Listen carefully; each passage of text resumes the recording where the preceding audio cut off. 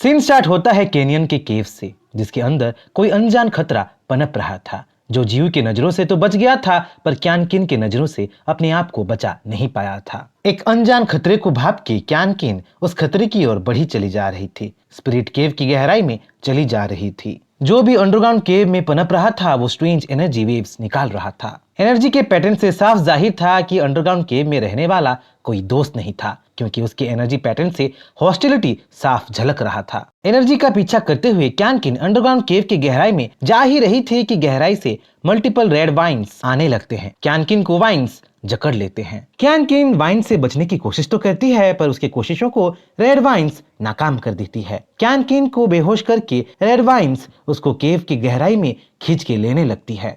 पूरी घटना से अनजान जियो नींद में था, सो रहा था, जब एक स्ट्रॉन्ग साइकिक सिग्नल से जियो का नींद टूट गया था। जब जियो को पता चलता है कि साइकिक सिग्नल भेजने वाली क्यानकिन ही थी, तो जियो क्यानकिन को चारों तरफ ढूंढने लगता है। जियो के रूट्स एक तरीके से उसकी आंखें थे, जिससे वो एक लार्ज एरिया पे नजर रखता था, पर उसकी नाक के नीचे से कोई क्यानकिन को उठा के ले गया था और जियो को भनक तक नहीं लगा था। फॉग की वजह से खुद जियो भी प्रॉब्लम फेस कर रहा था, उसको भी क्लियरली कुछ भी नहीं दिख रहा था, पर फिर भी जियो क्यानकिन को ढूंढने में कोई कसर नहीं छोड़ रहा था। जब जियो क्यानकिन को कहीं नहीं पाता है, तो अपनी मिस्ट सेंसिंग स्किल यूज करके जियो क्यानकिन को ट्रैक करने की कोशिश करता है। मिस्ट सेंसिंग स्किल एक ऐसा स्किल था जिससे खुद कोहरा जियो की आंखें बन जाता था। एक तरीके से मिस्ट सेंसिंग स्किल सोनार और रेडार के जैसे काम करता था। ट्रैकिंग सक्सेसफुल होता है और जियो क्यानकिन को रिसेंटली खोदे केव की गहराई में पाता है। वहाँ क्यानकिन अकेली नहीं थी, उसके साथ एक हॉस्टाइल शैतानी जीव थी। जब जियो अंडरग्राउंड केव में पहुंचता है तो देखता है कि एक प्लांट ग्रास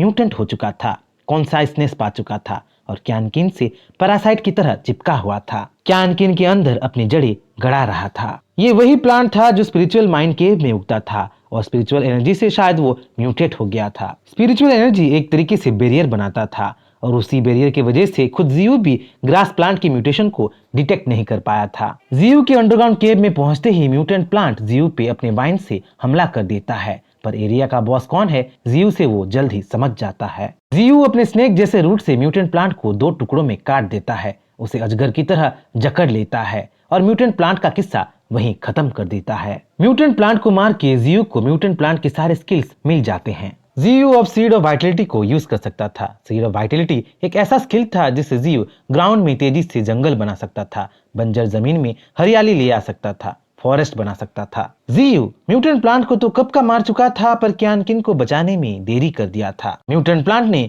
क्यानकिन के अंदर अपने जड़ जमा के उसे कब का मार दिया था। क्यानकिन को खो के जियो बहुत दुखी था, और क्योंकि जियो क्यानकिन को थोड़ा बहुत अपना फैमिली मानता था, तो जियो एक गड्ढा खोद के क्यानकिन को उसमें दफना के एक प्रॉपर श्रद्धांजलि दिया था। पर अचानक कुछ ऐसा होता है जो खुद जियो भी नहीं सोचा था। देखते ही देखते मिट्टी के अंदर से एनर्जी निकलने लगती है, मिट्टी में क्रैक होने लगती है और मिट्टी को अंडे की तरह तोड़ते हुए क्यानकिन उसके अंदर से बाहर आती है। क्यानकिन अब पूरी तरह बदल चुकी थी, एक ड्राइड बन चुकी थी, mixture of plant and human बन चुकी थी, एक ऐसी हाइब्रिड बन चुकी थी जो रेड वाइन्स को कंट्रोल कर सकती थी। क्यानकिन अब जियो की नजरों में हॉट और सुंदर बन चुकी थी, जिसे देख जियो ब्लश हो रहा था, शर्मा रहा था। क्यानकिन, तुम ठीक तो हो? गॉडफ्री, मेरे सर में बहुत दर्द हो रहा है। गॉडफ्री, मुझे क्या हो गया है? मैं इंसान तो हूं ना? नहीं क्यानकिन, तुम अब इंसान नहीं रही, तुम अब एक वेजिटेटिव बन गई हो। क्यानकिन डरी हुई थी, सहमी हुई थी।